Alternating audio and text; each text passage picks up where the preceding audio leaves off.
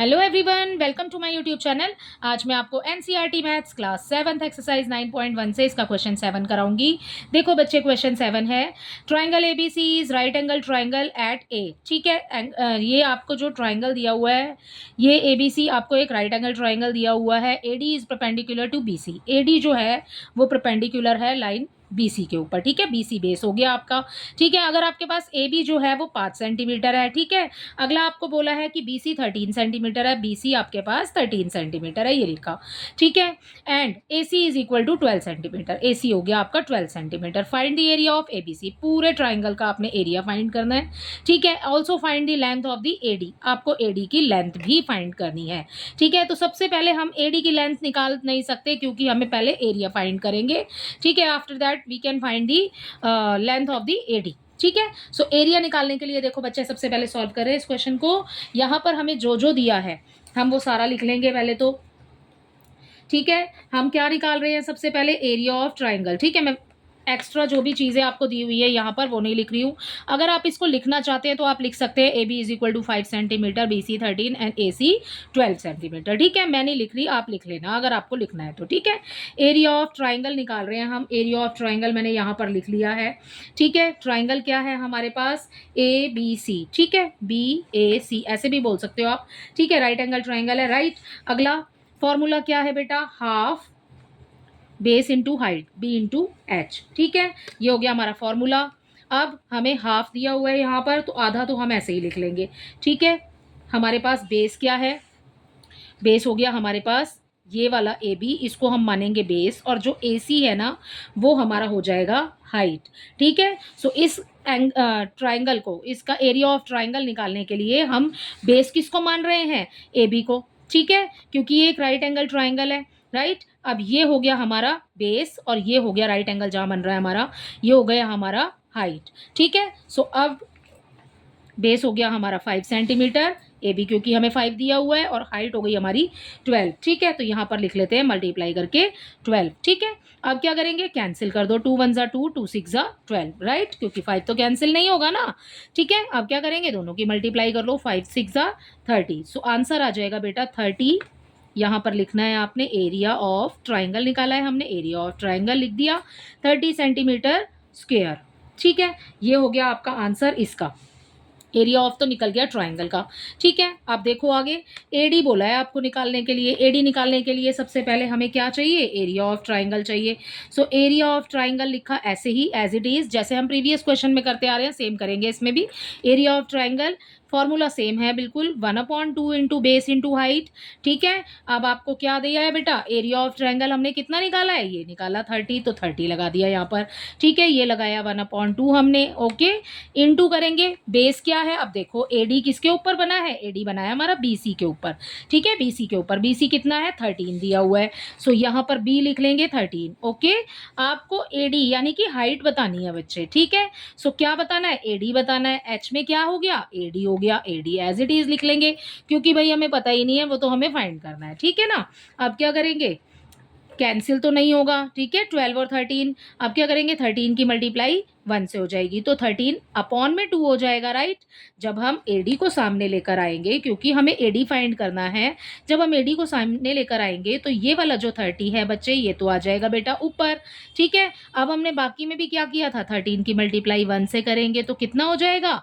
13 upon में आ जाएगा ये वाला 2।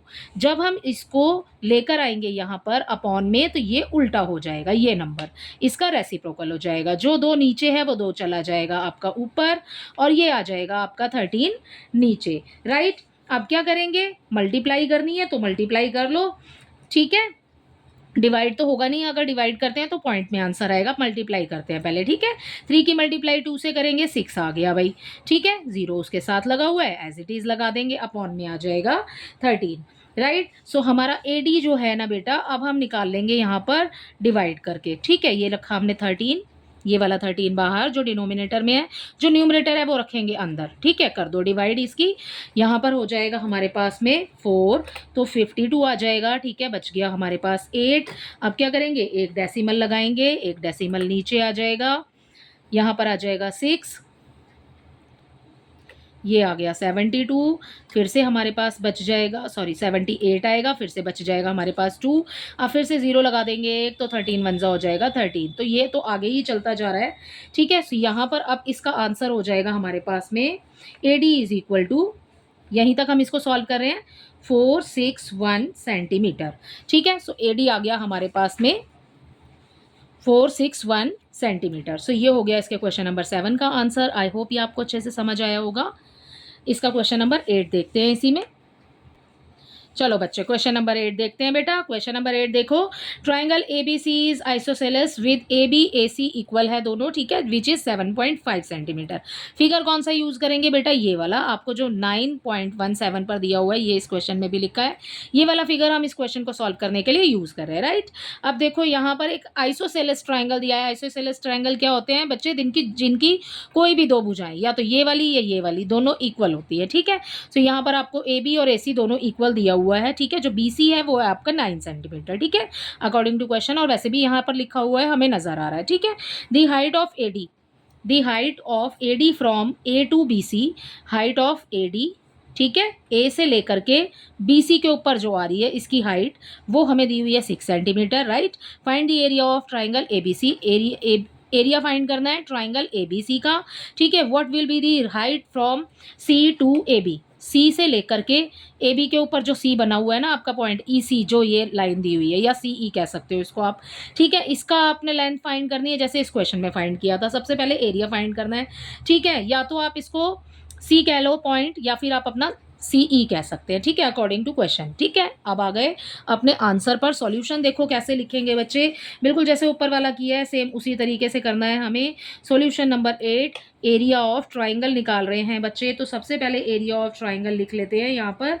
एरिया ऑफ ट्राइंगल क्या है? फॉर्मूला लिखेंगे 1/2 इंटू बेस इंटू हाइट, ठीक है।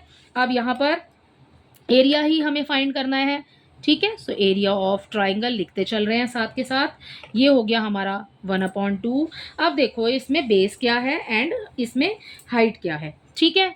बेस देखिए अपना, बेस देख रहे हैं बेटा BC। आपको क्या फाइंड करना है सबसे पहले क्वेश्चन में? The height of AD to BC, आपको ये दिया हुआ है, यहाँ पर हाइट दी हुई है इसकी, यहाँ पर बेस देखो, बेस हो गया हमारा BC, ठीक है, एंड हाइट हो गई हमारे पास AD 6 सेंटीमीटर, हमें पहले से ही क्वेश्चन में दिया हुआ है, ठीक है। सो हम ये बेस ले रहे हैं और ये ले रहे हैं अपनी हाइट। सो बेस हो गया हमारा BC, ठीक है, यहाँ पर BC लिख रही हूँ सबसे पहले। हाइट हो गई हमारी AD, तो यहाँ पर लिख लेती हूँ AD, राइट। अब फिल कर लेना, ठीक है, नंबर ही तो लिखने हैं ना सिर्फ। अब एरिया ऑफ ट्राइंगल, ये हो गया हमारा area of triangle is equal to half into BC कितना है? 9 सेंटीमीटर, ठीक है। AD कितना दिया हुआ है आपको? 6 सेंटीमीटर, राइट। अब देखो बच्चे कुछ कट रहा है तो काट दो, 2 1 ज़ा 2, 2 3 ज़ा 6, ठीक है। 9 की मल्टीप्लाई 3 से हो जाएगी। सो एरिया ऑफ ट्राइंगल आ जाएगा इज इक्वल टू 9 3 ज़ा 27 सेंटीमीटर स्क्वायर, क्योंकि एरिया फाइंड करा है तो हमने स्क्वायर सेंटीमीटर लगाना है, ओके ओके। सो ये हो गया हमारा एरिया, निकल के आ गया 27 सेंटीमीटर। अब आपको क्या बोला है?